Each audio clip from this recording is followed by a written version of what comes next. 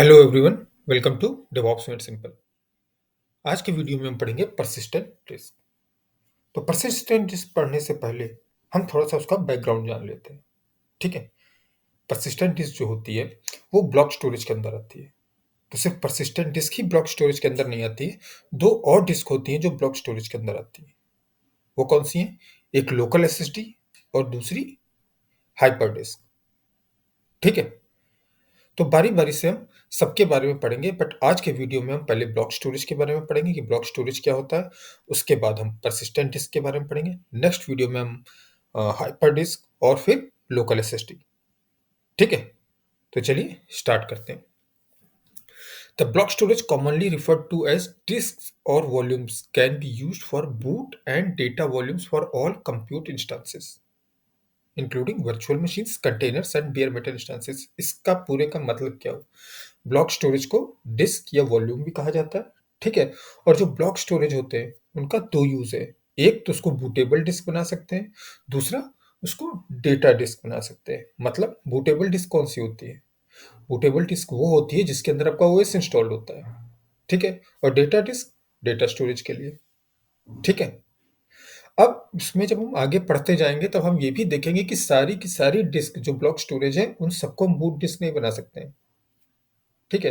वो कौन सी होती हैं, कैसी होती हैं, वो हम आगे आने वाली स्लाइड्स में देखेंगे। ठीक। Google cloud offers two types of block storage. दो तरीके के हैं, एक टेम्परेरी और एक ड्यूरेबल। जो ड्यूरेबल है उसका मतलब क्या हुआ कि जब आपका वीएम डिलीट हो गया तो आपका जो ब्लॉक स्टोरेज है वो डिलीट नहीं होगा, आपका वॉल्यूम डिलीट नहीं होगा। हमने जब मैनेज्ड इंस्टांस ग्रुप स्टेटफुल किया था तो आपको याद होगा वहां पे मैंने परसिस्टेंट डिस्क अटैच की थी और वहां पे मैंने आपको दिखाया था कि कैसे ऑप्शन आता है कि हमारा परसिस्टेंट डिस्क डिलीट होना चाहिए कि नहीं होना चाहिए। ठीक है। उसी तरह यहाँ पे जब हम डिस्क अटैच करते हैं, परसिस्टेंट डिस्क अटैच करते हैं, तो हमारे पास ऑप्शन होता है कि जब वीएम डिलीट होगा तो हमारा परसिस्टेंट डिस्क रहना चाहिए या डिलीट हो जाना चाहिए। ठीक है। तो वो आ गया ड्यूरेबल में। और टेम्परेरी कौन सा है? जो वीएम के साथ रहेगा, जितनी देर वीएम अवेलेबल है उतनी ही देर आपका टेम्परेरी स्टोरेज अवेलेबल है। ठीक है। इसके अंदर आता है local SSD. Okay. You can combine these block storage types in a single compute instances. इनका मतलब ये है कि आप एक वीएम के साथ लोकल एसएसडी और परसिस्टेंट डिस्क या हाइपर डिस्क भी यूज कर सकते हैं। ओके। मतलब टेम्परेरी और ड्यूरेबल एक साथ यूज हो सकती है। One block storage can be connected to one VM instance in read write mode. क्या मतलब? एक ब्लॉक स्टोरेज जो है, जैसे एग्जांपल के तौर पे हम ले लें persistent disc.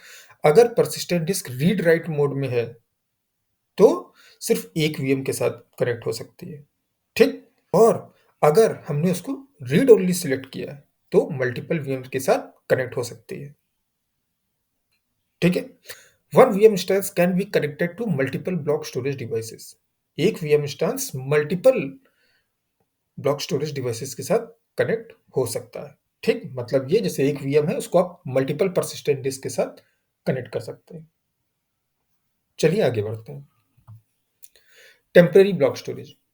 Temporary or ephemeral block storage offers the fastest performance among all block storage types, with the trade-off that the stored data is lost if the VM stops for any reason. इनका क्या कहने का मतलब है कि temporary जो होता है वो फास्टेस्ट परफॉर्मेंस है उसकी, बट उसमें नेगेटिव पॉइंट क्या है कि वो डिलीट हो जाएगा अगर वीएम डिलीट हो गया या स्टॉप हो गया। ठीक। Data is lost if you stop, suspend और रीस्टार्ट द वीएम। ठीक। अगर आपने स्टॉप किया, सस्पेंड किया या रीस्टार्ट किया तो आपका जो भी डेटा था टेम्परेरी ब्लॉक स्टोरेज में वो चला जाएगा। ओके। अब आते हैं ड्यूरेबल ब्लॉक स्टोरेज में। ड्यूरेबल ब्लॉक स्टोरेज क्या होता है? ड्यूरेबल और persistent block storage is for data that you want to preserve after you stop, suspend और डिलीट द वीएम और even if the VM crashes और फेल्स। मतलब ये कि किसी भी कंडीशन में आपका जो डेटा है वो इंटैक्ट रहेगा। किसके अंदर? ब्लॉक स्टोरेज के अंदर। ठीक है। तो ड्यूरेबल वाला जो होता है इसी के अंदर हाइपर डिस्क और परसिस्टेंट डिस्क आते हैं। Okay. Google recommends using hyper disk for the highest performance and advanced features. Google क्या रिकमेंड करता है कि अगर आपको बहुत अच्छी परफॉर्मेंस चाहिए और एडवांस फीचर चाहिए तो आप हाइपर डिस्क का यूज करिए। अब हम देख लेते हैं हाइपर डिस्क और परसिस्टेंट डिस्क की characteristics. Function as physical disk. जो हाइपर डिस्क और परसिस्टेंट डिस्क है, ये फिजिकल डिस्क की तरह काम करती हैं जब ये एक बार इंस्टेंस के साथ अटैच हो जाती हैं।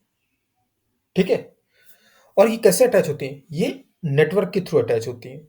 हम ये कैसे करेंगे ये देखने वाले हैं। ओके। पोर्टेबिलिटी। हाइपर डिस्क और persistent disk volumes are independent of the compute instances that you attach them to. This characteristic means you can attach a volume to a running instance without downtime. मतलब ये हो गया कि आप hyper disc या persistent disc को अगर आपका VM इंस्टेंस रनिंग स्टेट में है, तो भी आप अटैच कर सकते हैं। ऐसा नहीं है कि स्टॉप करना पड़ेगा उसके बाद अटैच करना पड़ेगा, रनिंग इंस्टेंस में भी अटैच कर सकते हैं। ठीक है। You can also detach the volume to keep your data even after you delete the instance. और आप अपने ब्लॉक स्टोरेज को डिटैच भी कर सकते हैं। ब्लॉक स्टोरेज में यहाँ पे कौन सी बात हो रही है? परसिस्टेंट डिस्क और हाइपर डिस्क की। उसको आप वहाँ पे डिटैच कर सकते हैं जिससे आपका जो डेटा है परसिस्टेंट डिस्क या हाइपर डिस्क के अंदर वो इंटैक्ट रहे, वो जाए ना। ठीक। तो उसके लिए ऑप्शंस आते हैं, जब हम वहाँ पे बना रहे होते हैं तो वहाँ पे हम सिलेक्ट करते हैं। ये सारा कुछ हम देखेंगे। Security. By default data is encrypted at rest and in transit. By default क्या करें, आपका जो डेटा होता है वो एनक्रिप्टेड फॉर्म में होता है, चाहे वो डिस्क के अंदर हो या इन ट्रांजिट। इन ट्रांजिट का क्या मतलब? जो डेटा ट्रांसफर हो रहा है परसिस्टेंट डिस्क टू वीएम या वीएम टू परसिस्टेंट डिस्क या कहीं और। ठीक है। तो इन ट्रांजिट जब वो रास्ते में। You can also customise the encryption with your own keys. यहाँ पे क्या है, एक गूगल मैनेज एनक्रिप्शन की होती है और कस्टमर मैनेज एनक्रिप्शन की होती है। जो कस्टमर मैनेज होती है वो आप खुद बनाते हैं और गूगल मैनेज जो होती है वो गूगल बना के देता है। Okay. High availability option. Protect your data from zonal failures by replicating the volume across two zones. मतलब ये कि आप अपनी हाइपर डिस्क और परसिस्टेंट डिस्क रीजनल बना सकते हैं। रीजनल का क्या मतलब हुआ कि वो मल्टीपल जोन्स में बनेगी एक रीजन के अंदर, और जो जोनल होती है वो सिर्फ एक जोन में बनती है। ओके।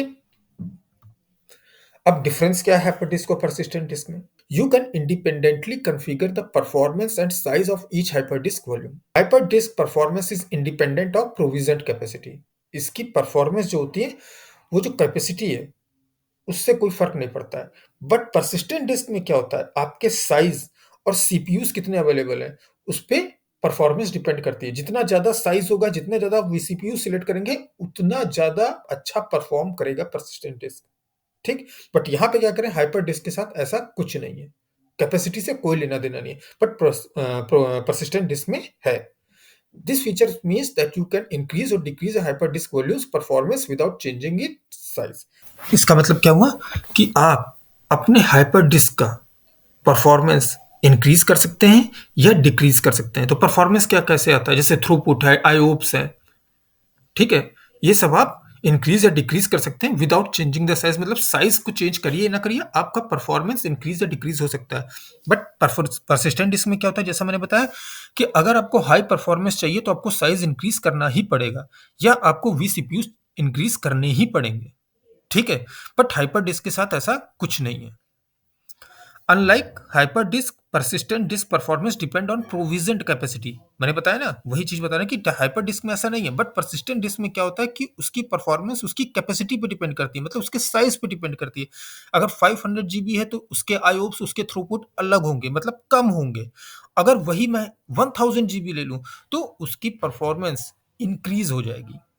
ठीक है। Consequently, to improve a persistent disk volumes performance, you must increase its size। देखिए वही लिखा हुआ है कि अगर आपको उसका परफॉर्मेंस और अच्छा चाहिए तो आपको उसका साइज इंक्रीज करना ही पड़ेगा। अब आते हैं persistent डिस्क में। persistent डिस्क क्या होती है? persistent disk volumes are durable network storage devices that your instances can access like physical disk in a desktop or a server। का क्या मतलब है? persistent disk जो होती है वो नेटवर्क स्टोरेज डिवाइस है। नेटवर्क स्टोरेज डिवाइस क्या हुआ? मतलब ये कि वो आपके वीएम से फिजिकली अटैच्ड नहीं है। ओके। मतलब आपका जो वीएम है वो कहीं और हो सकता है और आपकी परसिस्टेंट डिस्क कहीं और हो सकती है, बट वो आपस में कनेक्ट है एक नेटवर्क के थ्रू। ठीक है। आपको समझ में आया? आपका वीएम कहीं और है, परसिस्टेंट डिस्क कहीं और है, और वो आपस में नेटवर्क के थ्रू कनेक्टेड है, मतलब एक ही जगह, एक ही डिवाइस पे नहीं है, एक ही हार्डवेयर पे नहीं है। When you read or write from a persistent disk, data is transmitted over the network। वही चीज है कि जब आप रीड या राइट करते हैं तो क्या होता है, डेटा जो होता है वो नेटवर्क के थ्रू डिस्क तक पहुंचता है। यू कैन डिटैच और move the volumes to keep your data even after you delete your instances. ये हम पहले भी पढ़ चुके हैं, फिर से पढ़ लेते हैं। आप अपने वॉल्यूम को, मतलब परसिस्टेंट डिस्क को डिटैच कर सकते हैं या मूव कर सकते हैं, जिससे आपका जो डेटा है वो इंटैक्ट रहे, इवन आपका अगर इंस्टेंस डिलीट हो गया है। ओके।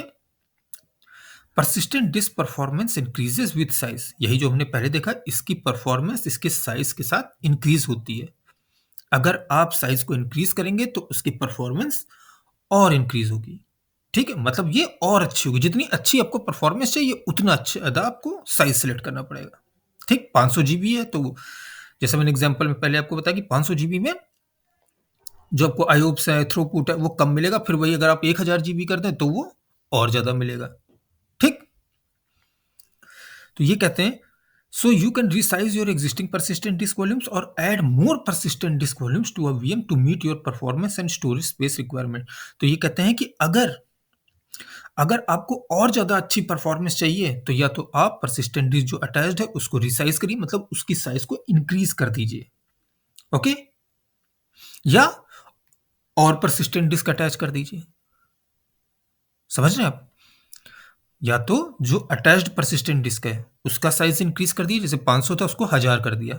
ठीक, या फिर आप क्या कर सकते हैं, एक परसिस्टेंट डिस्क अटैच थी, आपने दो और लगा दी। ओके, अब आते हैं इसके टाइप्स पे। तो टाइप्स कौन से हैं? Balanced persistent disk, performance persistent disk, standard persistent disk, extreme persistent disk. ठीक, तो एक एक करके इनको देखते हैं। बैलेंस्ड परसिस्टेंट डिस्क ये एसएसडी ड्राइव है। ठीक, solid state drives. This disk type offers performance level suitable for most general purpose applications at a price point between that of standard and performance। इनका क्या मतलब है कि जो जनरल पर्पस हम यूज करते हैं उनके लिए ये ठीक है। ओके, और इसका जो कॉस्ट है वो किसके बीच में, परफॉर्मेंस और स्टैंडर्ड के बीच की कॉस्ट। अब आते हैं परफॉर्मेंस परसिस्टेंट डिस्क पे। Suitable for enterprise applications and high performance databases. मतलब उसको कहाँ पे यूज करना है, जहाँ पे आपको हाई परफॉर्मेंस चाहिए। That require lower latency and more IOPS than standard persistent disk. मतलब लेटेंसी कम हो, लेटेंसी का मतलब मैं पहले भी बता चुका हूं आपको, और आईओप्स इनपुट आउटपुट पर सेकेंड। ओके, तो अगर आपको आईओप्स ज्यादा चाहिए तो आप स्टैंडर्ड परसिस्टेंट डिस्क का यूज कर सकते हैं, बट जो आपका परफॉर्मेंस है वो किससे अच्छी, बैलेंस से अच्छी है। आपको बेस्ट चाहिए तब तो आपको एक्सट्रीम पे जाना पड़ेगा, उस पर भी हम अभी आएंगे। फिर आते हैं स्टैंडर्ड परसिस्टेंट डिस्क, ये एचडीडी है। Okay, suitable for large data processing workloads that primarily use sequential input outputs। ये किसके लिए अच्छा है, लार्ज डेटा प्रोसेसिंग, जहां पे डेटा प्रोसेसिंग बहुत ज्यादा है। ओके, फिर आते हैं extreme persistent disk. Extreme persistent disk कौन सी होती है, offers consistently high performance for both random access workloads and bulk throughput. मतलब आपको रैंडमली एक्सेस करना है। ठीक, और एक हो गया बल्क, मतलब एक साथ सारा डेटा आप ट्रांसफर कर रहे हैं या वहां से राइट कर रहे हैं। ठीक, मतलब क्या है कि आप एक बार में बहुत सारा डेटा राइट कर रहे हैं डिस्क पे, या वहां से आप रीड कर रहे हैं। ओके, तो ये बल्क में हो गया। और रैंडम में क्या हो गया कि आप कोई स्पेसिफिक लोकेशन पे जाके डेटा पिक कर रहे हैं या वहां पे आप राइट कर रहे हैं। Design for high end database workloads. Okay, let's you provision the target IOPS. Target यहाँ पे आप इनपुट आउटपुट कितना आपको चाहिए पर सेकंड, वो आप खुद प्रोविजन कर सकते हैं। You must attach your extreme persistent disk to virtual machine instances that are large machine types। तो देखिए, जब इसका परफॉर्मेंस बहुत ज़्यादा है, ठीक है, और हाई एंड डेटाबेसेस के लिए है, तो आपको यहाँ पे जो मशीन टाइप्स लगानी होंगी वो भी अच्छी वाली लगानी होंगी। मतलब इन्होंने क्या कह रखा, लार्ज मशीन टाइप्स। नहीं कि जैसे हम लोग E2 माइक्रो या E2 स्मॉल मीडियम यूज करते हैं, वो नहीं। आपको अच्छी क्वालिटी, मतलब जो हाई परफॉर्मेंस वाली मशीन टाइप्स हैं वो यूज़ करनी पड़ेंगी। जैसे इन्होंने एग्जांपल में दिया M2, M3, N264, ठीक है? इस टाइप की आपको मशीन टाइप्स यूज़ करनी पड़ेंगी। मतलब ये कि अगर आप एक्सट्रीम परसिस्टेंट डिस्क यूज़ कर रहे हैं, तो आपकी मशीन टाइप भी हाई परफॉर्मेंस वाली होनी चाहिए। Extreme persistent disk are zonal only, ठीक? ये सिर्फ जोनल हो सकती है, रीजनल नहीं हो सकती। मतलब आप जो एक्सट्रीम परसिस्टेंट डिस्क बनाएंगे वो किसी एक जोन में ही एग्जिस्ट करेगी। You can not attach multiple VM instances in read only mode to an extreme persistent disk. तो अभी हमने पढ़ा था, जब हम ब्लॉक स्टोरेज के बारे में पढ़ रहे थे, कि ब्लॉक स्टोरेज में क्या हो सकता है, अगर वो रीड ओनली हमने सेलेक्ट किया है तो उसमें हम मल्टीपल VMs कनेक्ट कर सकते हैं। बट एक्सट्रीम परसिस्टेंट डिस्क के साथ ऐसा नहीं है, आप मल्टीपल VMs को कनेक्ट नहीं कर सकते हैं। You can not create an image और machine image from an extreme persistent disk. इसकी आप इमेज नहीं बना सकते। अब आप कहेंगे इमेज या मशीन इमेज क्या होती है? ये जब हम स्नैपशॉट्स और इमेज के बारे में पढ़ेंगे कि डिस्क का कैसे बनाते हैं, तब वहां पे मैं आपको ये चीज समझाऊंगा। Okay, you can resize an extreme persistent disk only once in a 6 hour period. मतलब 6 घंटे में एक बार आप इसको इंक्रीज कर सकते हैं। क्या इंक्रीज कर सकते हैं? इसका साइज, ठीक है? तो इसकी कुछ लिमिटेशंस भी हैं। ओके, तो आखिरी के जो 3-4 पॉइंट्स हमने पढ़े, ये इसकी लिमिटेशंस है। ओके, अब आते हैं जो हम अब तक डिस्कस कर रहे थे जोनल और रीजनल, उनके बारे में। तो जोनल परसिस्टेंट डिस्क क्या है? A zonal persistent disk is a persistent disk that accessible only within one specific zone. मतलब किसी एक स्पेसिफिक जोन में बनेगी, जैसे यूएस सेंट्रल 1A। ओके, तो एक जोन में ये बनेगी। और रीजनल परसिस्टेंट डिस्क क्या होती है? ये एक जोन में आपने बनाया, उसके बाद उसके जो रेप्लिकाज हैं, रेप्लिका क्या होता है? उसकी कॉपी, ठीक? वो 2 और जोन में बनती है। जैसे मैंने यूएस सेंट्रल 1A में एक परसिस्टेंट डिस्क बनाई, ओके, तो उसकी जो रेप्लिका है वो मैं 2 और जोन में बनाऊंगा। जैसे 1B ले लिया और C ले लिया, US central 1B, US central 1C। ये मैं सिलेक्ट करता हूं कि किस जोन में बनना चाहिए, ठीक है? बट आप ऐसा कर सकते हैं, क्या? ऐसा होता ही है। क्या होता है कि 2 जोन्स में उसकी रेप्लिका बनती है। तो इससे क्या होता है कि अगर एक जोन डाउन हो गया तो आप बाकी के 2 जोन से डेटा ले सकते हैं। तो आपका काम नहीं रुकेगा, आपका जो डेटा है वो आपको मिलता रहेगा। One of the zones must be the same zone that the VM is running in. तो ये जो 3 जोन हुए, 3 जोन कौन सा?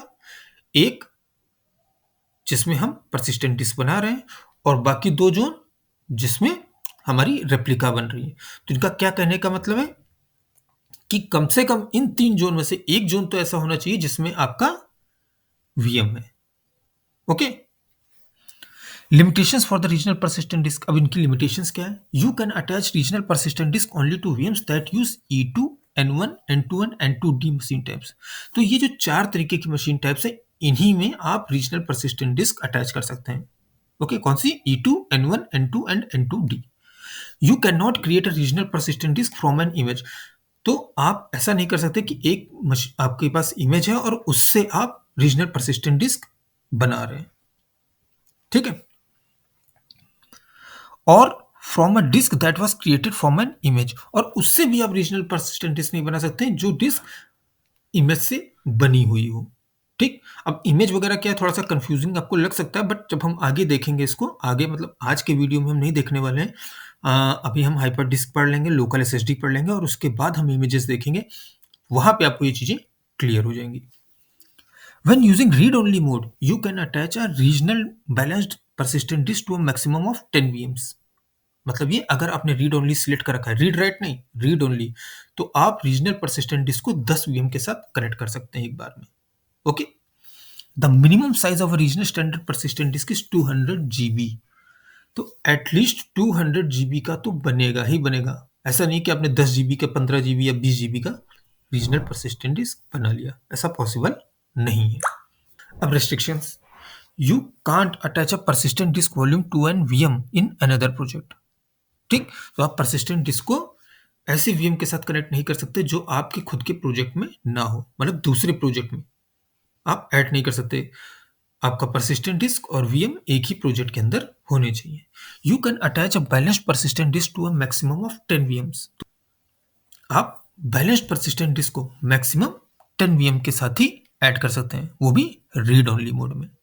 फॉर कस्टम मशीन टाइप्स और pre defined machine types with a minimum of one CPU, you can attach up to 128 persistent disk volumes. ठीक, तो ये क्या कर रहे हैं, कस्टम मशीन टाइप्स या प्री डिफाइंड मशीन टाइप्स जिनके पास कम से कम 1 vCPU होना ही चाहिए, उसके साथ आप एक बार में 128 persistent disk वॉल्यूम अटैच कर सकते हैं। मतलब एक वीएम के साथ 128 persistent disk वॉल्यूम्स अटैच्ड हैं। Okay, each persistent disk volume can be up to 64 TB in size. तो मैक्सिमम साइज कितना है persistent disk का, 64 TB।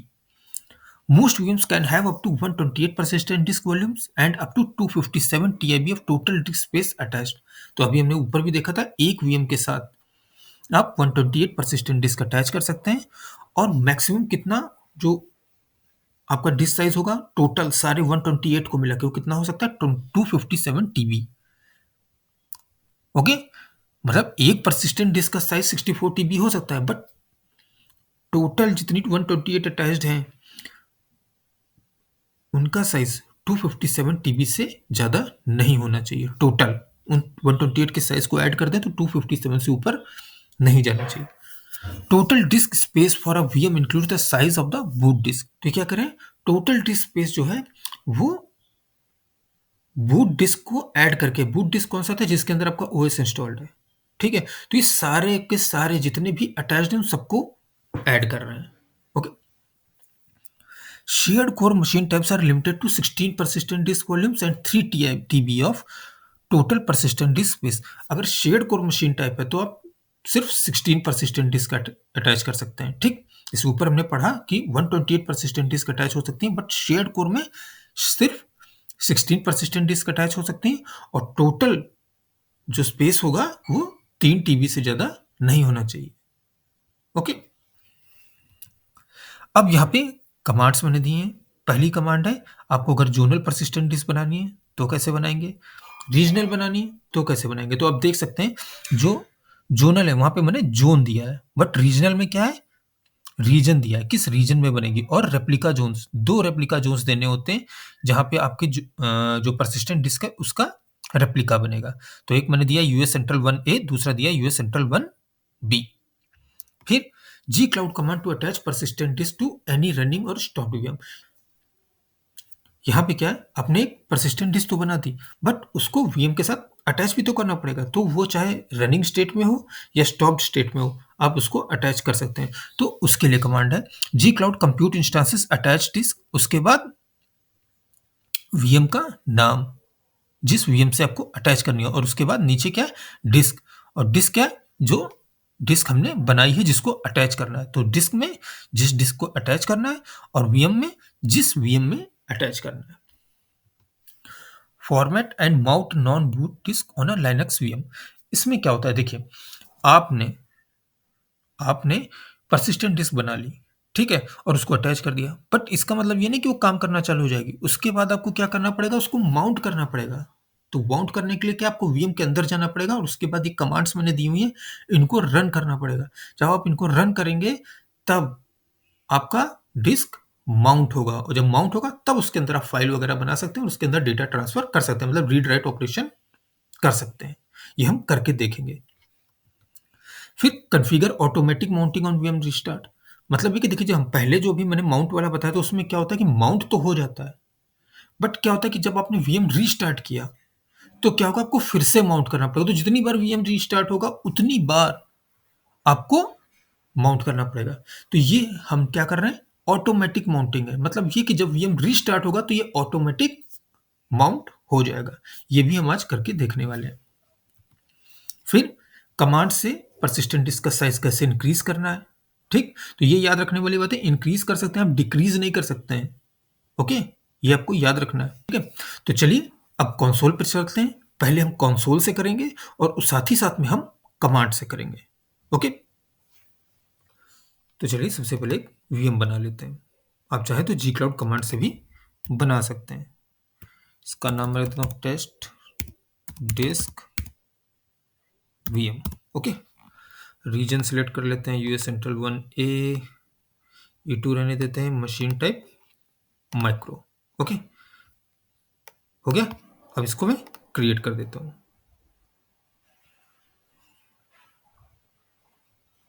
जब तक ये क्रिएट हो रहा है हम चलते हैं डिस्क में। ओके, और यहाँ पे एक डिस्क क्रिएट करते हैं। ये देखिए, ये जो डिस्क क्रिएट हो रही है ये वो है जो 10 जीबी की बाय डिफॉल्ट ही बनाता है, जो बूटेबल होती है। ठीक है, ये तो हम बार बार देख चुके हैं। जब हम वीएम वाला करते हैं तब भी हमने देखा ये 10 जीबी का बाय डिफॉल्ट बनाता ही बनाता है, जिसमें ओएस इंस्टॉल्ड होता है। अब हम एक नॉन बूट डिस्क बना रहे हैं, इसका नाम रख देते हैं हम टेस्ट डिस्क। ठीक, इसको ऐसे अभी हम जोन वाला बना रहे हैं। देखिए, अब रीजनल अगर आप बना रहे हैं तो इसमें क्या होगा, आपने एक रीजन सेलेक्ट किया। ओके, और किस जोन में बनना है, ये इस जोन में बनेगी, और उसका रेप्लिका कहाँ बनेगा, ये देखिए आप यहाँ पे सिलेक्ट कर सकते हैं कि किस जोन में इसका रेप्लिका बनेगा। Okay, US central 1B, US central 1C। Okay, but अभी हम सिंगल बना रहे हैं। उसके बाद source, disk source type blank disk. जब आप फ्रॉम स्क्रैच बना रहे हैं उसके बाद इमेज से या स्नैपशॉट से, इंस्टेंट स्नैपशॉट और आर्काइव स्नैपशॉट। देखिए, इमेज और स्नैपशॉट क्या होता है ये हम आने वाले वीडियोस में देखेंगे। अभी आप ये जानिए ब्लैंक डिस्क। ब्लैंक डिस्क की कि बिल्कुल स्क्रैच से बना रहे हैं, इसमें अभी कुछ नहीं होगा। उसके बाद देखिए डिस्क टाइप में हाइपर डिस्क, ठीक है, balanced extreme, ML machine learning, hyper disk throughput, फिर balanced extreme, SSD persistent disk, standard persistent disk, और ठीक है। तो अभी हम बैलेंस परसिस्टेंट डिस्क पे चलते हैं। साइज, साइज हम कम ही रखते हैं, इसको हम कर देते हैं 15। ओके, और स्नैपशॉट शेड्यूल, स्नैपशॉट का भी हम कुछ कर नहीं रहे इसलिए हम स्नैपशॉट नहीं रखेंगे, जब हम इसके बारे में पढ़ लेंगे तब देखेंगे। अब देखिए एन्क्रिप्शन है। एन्क्रिप्शन में देखिए गूगल मैनेज एन्क्रिप्शन या क्लाउड केएमएस की या कस्टमर सप्लाइड एन्क्रिप्शन की। तो जब हम एन्क्रिप्शन की के बारे में पढ़ लेंगे तब मैं आपको ये दिखाऊंगा कि कैसे हम अपनी एन्क्रिप्शन की को भी यूज कर सकते हैं। तो इसमें हमने क्या पढ़ा था कि एन्क्रिप्शन कौन से कहाँ कहाँ पे होता है, एक इन ट्रांजिट, और जब वो डिस्क में, मतलब at rest and in transit. तो जब रेस्ट में मतलब जब परसिस्टेंट डिस्क के अंदर डेटा है, दूसरा इन ट्रांजिट जब आप वीएम से परसिस्टेंट डिस्क में ट्रांसफर करें या परसिस्टेंट डिस्क से वीएम में। ठीक है, तो इन ट्रांजिट जब वो ट्रांजिशन में है तब भी वो एनक्रिप्टेड रहेगा। ओके, अब मैं इसको क्रिएट कर देता हूं।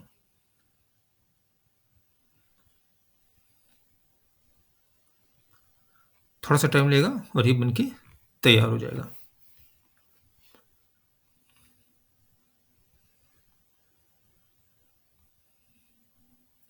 हमारा डिस्क रेडी हो चुका है। ठीक है, अब हम चलते हैं वीएम में।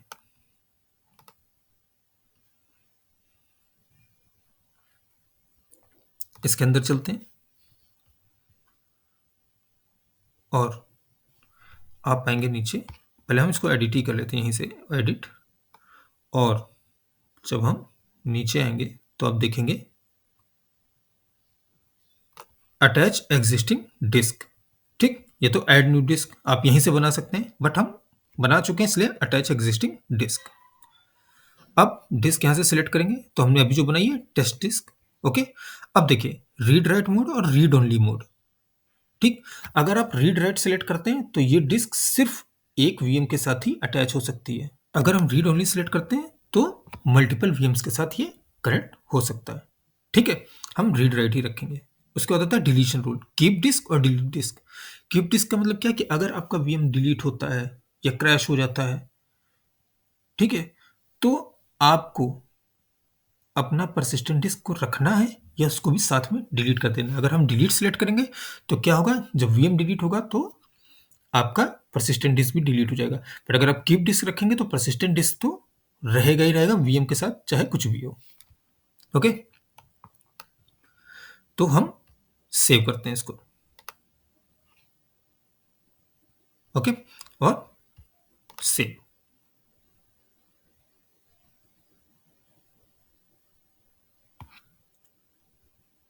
थोड़ा सा टाइम लेता है अटैच करने में।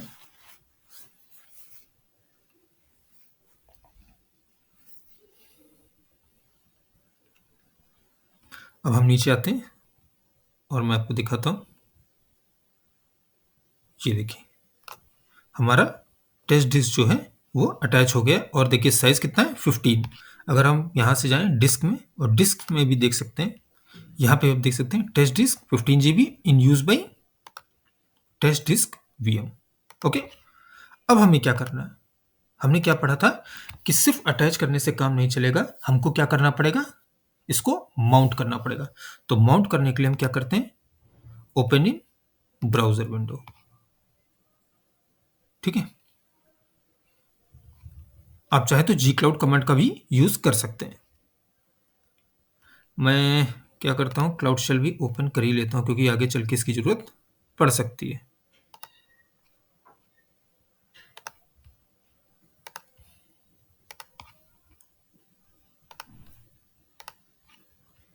इसको मैंने ऑथराइज कर दिया ताकि रेडी होगा। यहां से मैं प्रोजेक्ट सिलेक्ट करके रखता हूं।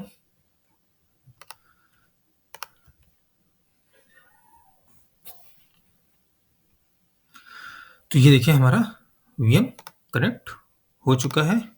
ओके, इसको मैं क्लियर करता हूं। ओके, तो अब हमें क्या करना है, सबसे पहले आप देख सकते हैं यहाँ पे क्या है, in the terminal use the symlink created for your attach disk to determine which device to format. ठीक, तो सबसे पहले हमको क्या करना है, इस कमांड से हमको क्या मिलेगा, अटैच डिस्क की इंफॉर्मेशन, जिससे हमें ये पता चलेगा कि कौन सी डिस्क को हमें परफॉर्म करना है। तो यहाँ पे जो डिवाइस नेम होगा वो HDB के नाम से होगा। ठीक है, अभी जब हम करेंगे तब ये देखेंगे। उसके बाद हम MKFS टूल का यूज करेंगे इसको फॉर्मेट करने के लिए। ठीक, उसके बाद एक डायरेक्टरी बनाएंगे, third create a directory that serves as the mount point for the new disk on the VM। तो हम क्या करेंगे, एक डायरेक्टरी बनाएंगे, उस डायरेक्टरी पे हम अपने जो परसिस्टेंट डिस्क है उसको माउंट करेंगे। ठीक, उसके बाद फिफ्थ में क्या है, उसको हम रीड राइट परमिशन देंगे और सिक्स्थ में क्या है, हम एक फाइल बनाएंगे। ठीक है, इसको टेस्टिंग पर्पस के लिए कि माउंट हुआ है या नहीं हुआ। अगर हम फाइल बना रहे हैं और वो रीड राइट परमिशन है ही उसके ऊपर, तो फाइल बन जाएगी और हम उसको रीड भी कर पाएंगे। ठीक, तो चलिए सबसे पहले मैं एक कमांड को कॉपी करता हूं यहां से। ठीक है, तो मैं इस कमांड को यहां से कॉपी करता हूं और वहां पेस्ट करता हूं। ये मैंने पेस्ट कर दिया है। ठीक है, एंटर। अब देखिए ये HDB है ना, अब हमें क्या करना है, इस डिस्क को फॉर्मेट करना है। कौन से कमांड से, MKFS टूल। तो मैं वहां से कॉपी करके यहाँ पे पेस्ट करता हूं। देखिए आपको कंफ्यूज होने की जरूरत नहीं, ये जो भी मैंने उठाया है ऐसा नहीं है कि ये मैंने खुद से कमांड बनाया या कहीं से, ये गूगल क्लाउड में डॉक्यूमेंट्स में इजिली अवेलेबल है। तो अगर आपको कोई कंफ्यूजन होती है तो आप डॉक्यूमेंट्स में जाके देख सकते हैं। ठीक, अब मैंने इसको एंटर कर दिया। ओके, अब देखिए यहाँ पे HDB सिलेक्ट किया था। HDB क्यों, क्योंकि ये देखिए गूगल टेस्ट डिस्क, मैंने टेस्ट डिस्क के नाम से ही बनाया था ना। और दूसरी कौन सी, टेस्ट डिस्क वीएम। वीएम ये तो मेरे वीएम का नाम है, और वीएम के साथ जो बूटेबल डिस्क बनती है उसका नाम वही होता है जो वीएम का नाम होता है। तो ये तो जो टेस्ट डिस्क वीएम है ये तो बूटेबल डिस्क है जो वहां पे बनी थी 10 GB की, और ये जो टेस्ट डिस्क है ये मैंने बनाई है। ओके, अब हमें क्या करना है, अब हमें एक डायरेक्टरी बनानी है जिसपे हम माउंट करेंगे। ठीक, इसका नाम रखते हैं टेस्ट DIR, टेस्ट डायरेक्टरी। ठीक, एंटर। ओके, अगर हम एलएस करके देखें तो ठीक, तो ये टेस्ट डायरेक्टरी बन चुकी है। मैं पाथ गलत दे रहा था। ठीक, अब हमें क्या करना है, इसके ऊपर माउंट करना है। तो माउंट करने का जो कमांड है उसको मैं कॉपी करता हूं और यहाँ पे पेस्ट कर दिया है, एंटर। ठीक है, अब हमें क्या करना है, रीड राइट परमिशन देनी है। ठीक, तो इसको कॉपी मैं नहीं करता हूं क्योंकि छोटी सी कमांड है, A+W माउंट फिर डिस्क फिर टेस्ट DIR, एंटर। अब हमने रीड राइट परमिशन दे दी है। ओके, अब अगर आपको चेक करना है तो क्या कर सकते हैं, DF-H। ओके, तो अब आप देखेंगे यहाँ पे 15 जीबी की जो हमने बनाई थी वो यहाँ पे विजिबल है। ओके, अब यहाँ पे आप रीड राइट कर सकते हैं। अब इसके लिए हम क्या करते हैं, लिखते हैं इको, और इसके अंदर मैं लिखता हूं this is test file. Okay, और यहाँ पे हमको पूरा पाथ देना पड़ेगा। तो पाथ क्या है, माउंट, फिर डिस्क, फिर उसके बाद टेस्ट डायरेक्टरी बनाइए ना हमने, टेस्ट डायरेक्टरी, और उसके बाद फाइल का नाम। तो फाइल का नाम आप रख दीजिए disk.txt, कुछ भी आप नाम दे सकते हैं। एंटर हो गया। अब मैं कैट कर लेता हूँ, कैट के लिए माउंट /disk/टेस्ट डायरेक्टरी, फिर disk.txt, एंटर। देख सकते हैं this is test file. Okay, तो यहां तक हमारा काम पूरा होता है। क्या काम पूरा हुआ, हमने एक वीएम बनाया, वीएम बना के उसमें हमने डिस्क बना के अटैच की, डिस्क बना के अटैच करने के बाद हमने क्या किया, उसको फॉर्मेट किया, फॉर्मेट करने के बाद उसको माउंट किया। ठीक है, और उसके अंदर हमने एक फाइल बनाई। ठीक है, उसमें हमने कुछ राइट किया और उसके बाद उसको प्रिंट भी किया। ठीक है, अब क्या है, इसको मैं क्लियर करता हूं। अब हम क्या करते हैं, इसको ऑटोमेटिक कॉन्फ़िगर करते हैं कि जब भी वीएम रीस्टार्ट होगा तो हमारा जो डिस्क है वो ऑटोमेटिकली माउंट हो जाएगा। ओके, हमें बार बार जाके माउंट नहीं करना पड़ेगा। तो चलिए मैं आपको स्लाइड में दिखाता हूं। आप देख सकते हैं यहां पे क्या करना है, add the disk to your /etc/fstep file so that the disk automatically mounts again when the VM restart. तो हमें क्या करना है, अपनी डिस्क को यहाँ पे /etc/fstep में ऐड करना है। तो कैसे ऐड करते हैं, हमें क्या चाहिए, UUID। वो UUID को क्या होता है, हम वहां पे fstep में जाके पेस्ट कर देंगे। इससे क्या होगा कि जब वीएम रीस्टार्ट होगा तो वो UUID से वो पिक कर लेगा और माउंट कर देगा। ठीक है, तो देखिए यहाँ पे लिखा भी हुआ है, on Linux operating system the device name can change with each reboot. Device name change हो सकता है but the device UUID always points to the same volume. UUID जो होती है वो चेंज नहीं होती even when you move disk between systems. ठीक है, तो सबसे पहले क्या करना है, create a backup of your current /etc/fstep file. इसका बैकअप बना लेना, इसलिए बैकअप बना लेना कि इन केस आप जब कुछ चेंजेस कर रहे हो, कुछ गड़बड़ हो गया, तो आपके पास बैकअप तो अवेलेबल हो। उसके बाद क्या कर रहे हैं हम, डिवाइस, जो डिवाइस है यहाँ पे डिवाइस नेम लिखा रह गया मुझसे, यहाँ पे होगा /SDB/dev/SDB।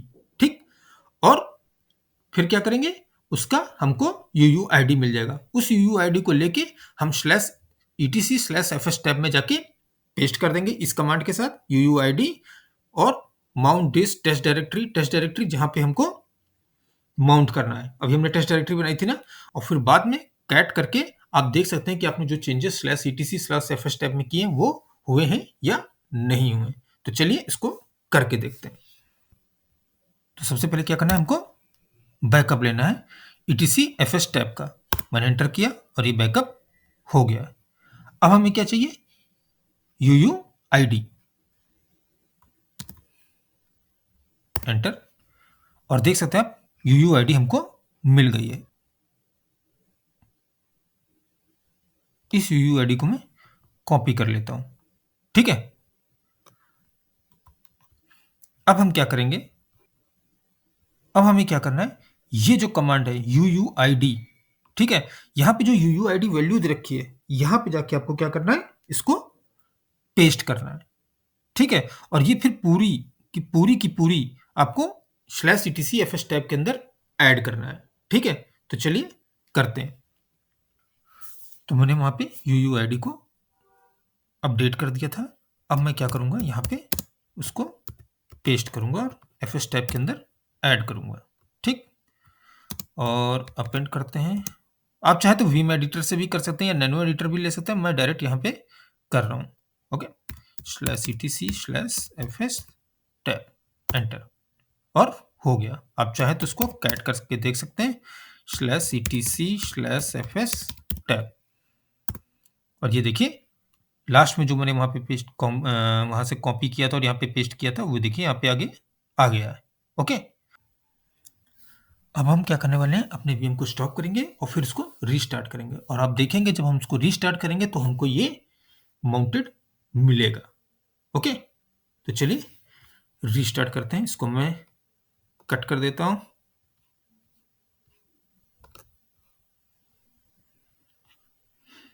और यहां पे आ गए, और इसको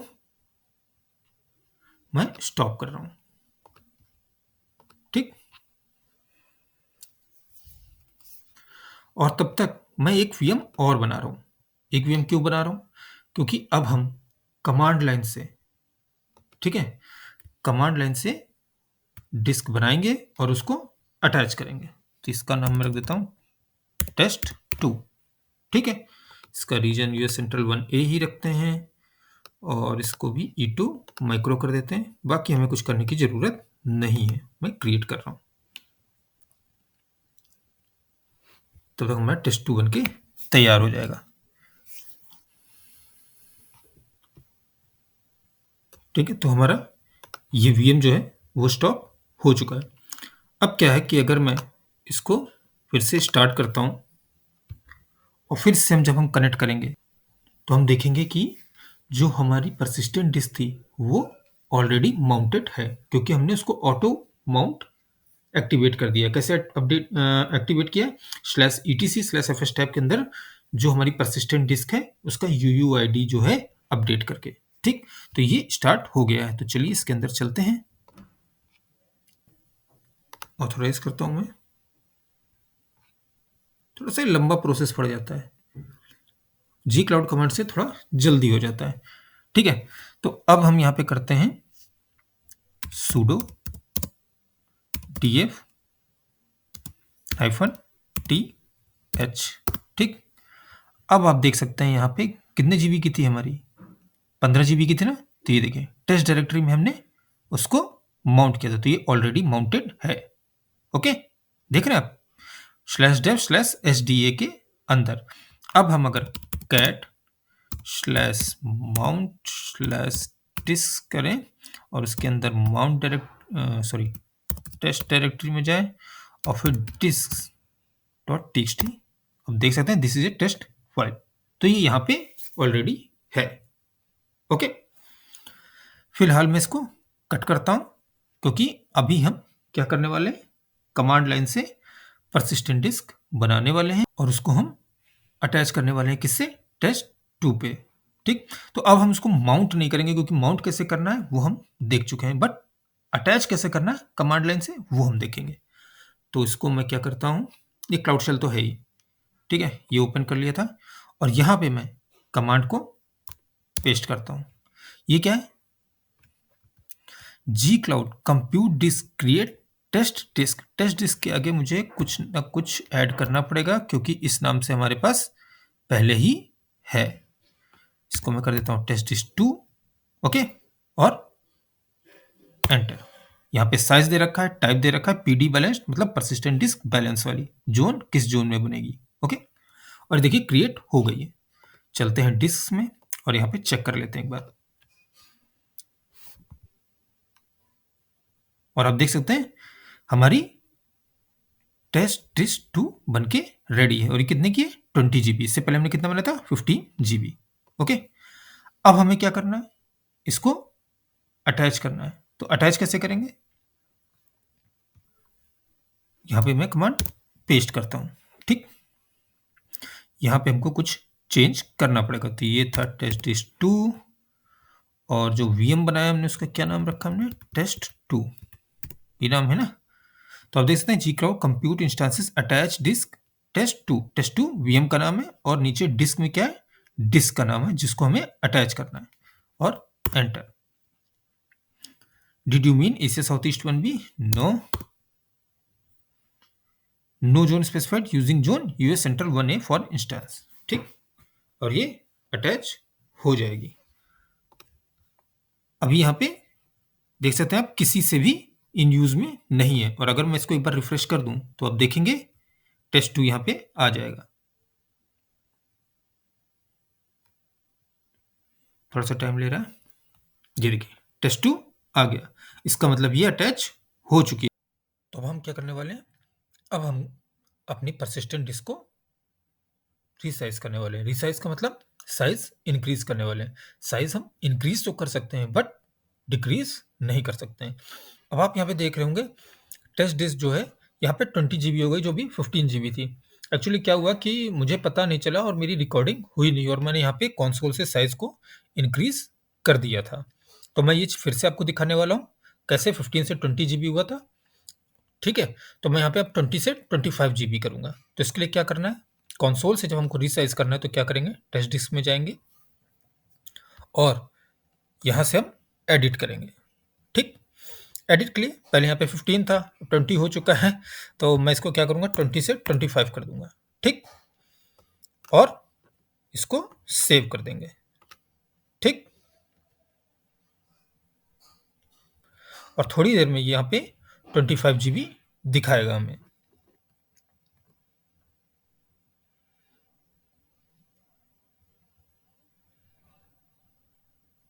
अब देख रहे हैं सक्सेसफुली अपडेटेड। ठीक है, तो यहाँ पे 25 जीबी हो चुका है, बट अगर मैं वीएम के अंदर जाऊं तो वहां पे मुझे 20 जीबी ही दिखाएगा, 25 जीबी नहीं दिखाएगा। ओके, क्योंकि हमको वीएम के अंदर जाके भी रिसाइज करना पड़ता है। ओके, तो वो हम कब करेंगे, अभी जब मैं कमांड से आपको दिखाऊंगा रिसाइज करने का, तो साथ ही साथ में मैं आपको ये भी दिखाऊंगा कि कैसे कैसे वीएम के अंदर जाके उसको रिसाइज किया जाता है। ठीक है, तो पहले चल के हम टेस्ट डिस्क 2 को रिसाइज कर लेते हैं। ठीक है, तो ये आपको मैं दिखा दूंगा कि कैसे कमांड लाइन से 20 जीबी से 25 जीबी किया जा सकता है। अभी हमने इसको कंसोल से 20 से 25 जीबी किया है, अब मैं इसको कमांड लाइन से 20 से 25 जीबी करूंगा। ओके, यहाँ पे मैं कमांड पेस्ट कर रहा हूँ। ठीक है, अब हमें क्या करना है, यहाँ पे थोड़ा सा चेंज करना है और ये 20 जीबी की जगह मैं 25 जीबी कर दूंगा। और यहाँ पे क्या नाम था इसका, एक बार देख लेते हैं, test disk 2, test disk 2। Okay, और एंटर। अब ये क्योंकि ये बोल रहा है कि आपने एक बार साइज इंक्रीज कर दिया तो रिवर्सिबल नहीं है, वापस साइज डिक्रीज नहीं कर सकते हैं। तो आप श्योर हैं, तो मैंने कर दिया यस,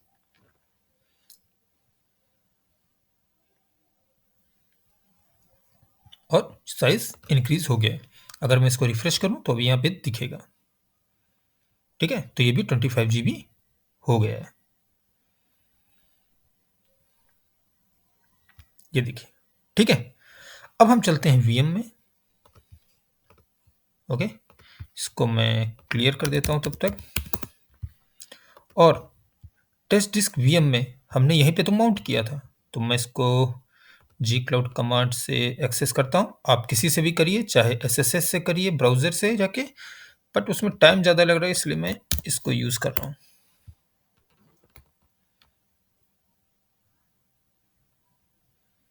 ठीक है, इसके अंदर आ गए, इसको मैं क्लियर करता हूँ और आपको मैं दिखाता हूँ। देखिए sudo df-th, आप देखेंगे यहाँ पे sda/dev/sda, और ये कितना 20 जीबी।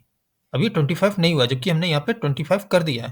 अगर हम डिस्क में चल के देखें, आपको मैं दिखाई देता हूँ, और ये देखिए टेस्ट डिस्क जो है ये 25 जीबी हो चुकी है, बट यहाँ पे टेस्ट डायरेक्टरी के अंदर जो हमने माउंट की थी वो कितनी है, अभी भी 20 जीबी है।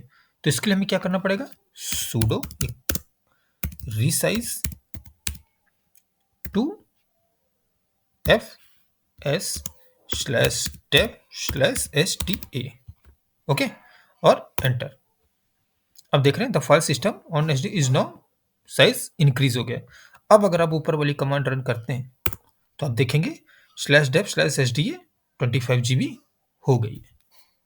ओके, तो होपफुली आपको ये सब चीज़ें समझ में आ गई होंगी, और इन केस अगर आपको समझ में नहीं आई है तो प्लीज़ इस वीडियो को दोबारा देखिए, तिबारा देखिए, ये बहुत इंपॉर्टेंट है। ठीक, तो हमने क्या किया, आज वीएम बनाया, वीएम में हमने परसिस्टेंट डिस्क को बना के अटैच किया।